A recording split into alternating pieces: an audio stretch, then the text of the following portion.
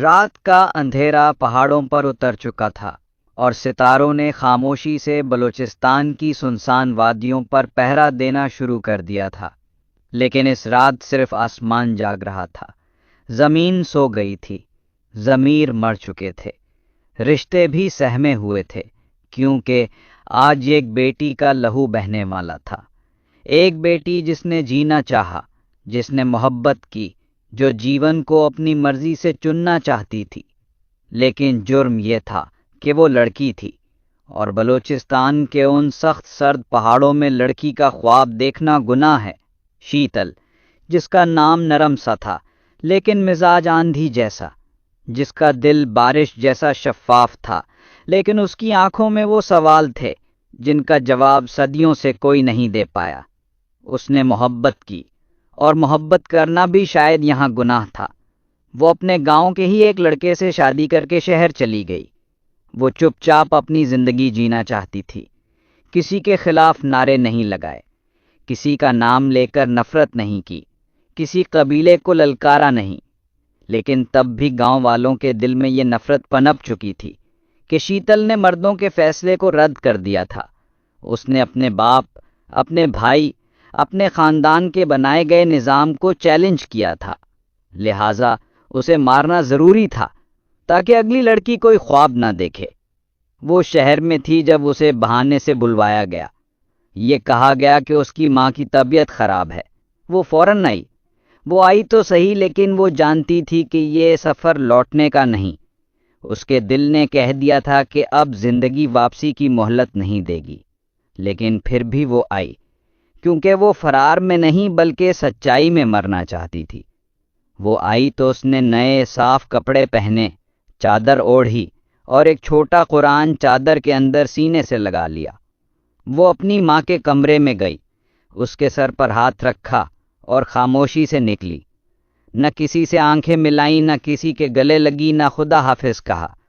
اس نے کہا تھا کہ وہ کسی کے چہرے پر آخری محبت بھری نظر نہیں ڈالے گی تاکہ وہ شرمندہ نہ ہوں، وہ بے زبان رشتے اس کی نظریں بھی نہ سہ سکیں، کیونکہ قاتلوں میں اس کا باپ بھی تھا، بھائی بھی تھا۔ وہ چپ چاپ اس کھلی ویران جگہ پہنچی جہاں مقتل تیار تھا۔ چاروں طرف خاموشی تھی، بندوقیں تیار تھیں، رشتے پتھر ہو چکے تھے، اور شیتل کے قدم مضبوط، اس کی سانسیں متوازن، اس کے قدموں میں لرزش نہیں تھی۔ اس نے مڑ کر نہیں دیکھا، وہ آگے بڑھی اور ان کے سامنے آ کر کھڑی ہو گئی۔ پیچھے سے آواز آئی کہ ذرا آگے ہو جاؤ، تو اس نے بغیر مڑے کہا، تمہیں صرف گولی مارنے کا حق ہے، زیادہ باتیں نہ کرو۔ اور بس، یہ جملہ جیسے وقت پر مہر ثبت کر گیا۔ اس کے لہجے میں نہ التجا تھی نہ خوف۔ وہ کھڑی رہی، ایک ایک بندوق اس کے چہرے کی طرف اٹھی، پر اس کی نگاہیں آسمان کو دیکھ رہی تھیں، جیسے رب سے کہہ رہی ہو، گواہ رہنا، میں نے اپنی زندگی چننے کی خواہش کی تھی، میں نے کسی کا مال نہیں چھینا، میں نے صرف اتنی خواہش کی تھی کہ جسے چاہتی ہوں اسی کے ساتھ جینا چاہتی ہوں۔ گولیوں کی آواز گونجی، پہاڑوں نے گونج کو قید کر لیا، زمین خاموش رہی، پر شیتل کا سر نیچے نہیں جھکا۔ ایک ایک گولی اس کے سینے سے ٹکرائی، پر اس کے ہونٹ ہلتے رہے، جیسے قرآن کی آخری آیت پڑھ رہی ہو، جیسے زندگی سے کہہ رہی ہو، تمہارے بعد اب میں کسی سے نہیں ڈروں گی۔ اس کی لاش زمین پر گری تو اس کے ہاتھ اب بھی قرآن سے لپٹے ہوئے تھے۔ اس کے چہرے پر سکون تھا، اور اس کی آنکھیں بند تھیں، تاکہ کسی قاتل کو آخری لمحے میں اس کی آنکھیں بے نقاب نہ کر دیں۔ دفنانے والے آئے تو اس کے سرہانے ایک چھوٹا سا کاغذ ملا، جس پر اس نے آخری رات لکھا تھا کہ اگر میں لڑنے کا حق رکھتی تو لڑ لڑ کر مرتی، لیکن میرے خلاف جو بندوقیں اٹھیں وہ میرے اپنے تھے، ان سے لڑنا میرے ایمان کو گوارا نہ ہوا، اس لیے میں خاموش ہو گئی۔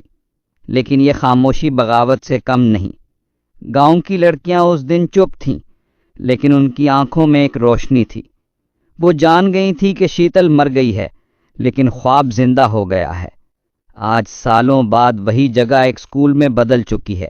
اس اسکول کا نام ہے شیتل اکیڈمی، اور وہاں روز ایک آواز گونجتی ہے، زندگی جینے کا حق سب کو ہے، چاہے وہ لڑکی ہو یا لڑکا، محبت جرم نہیں، بغاوت خاموشی سے بھی کی جا سکتی ہے، اور بعض بغاوتیں سر جھکانے سے زیادہ طاقتور ہوتی ہیں۔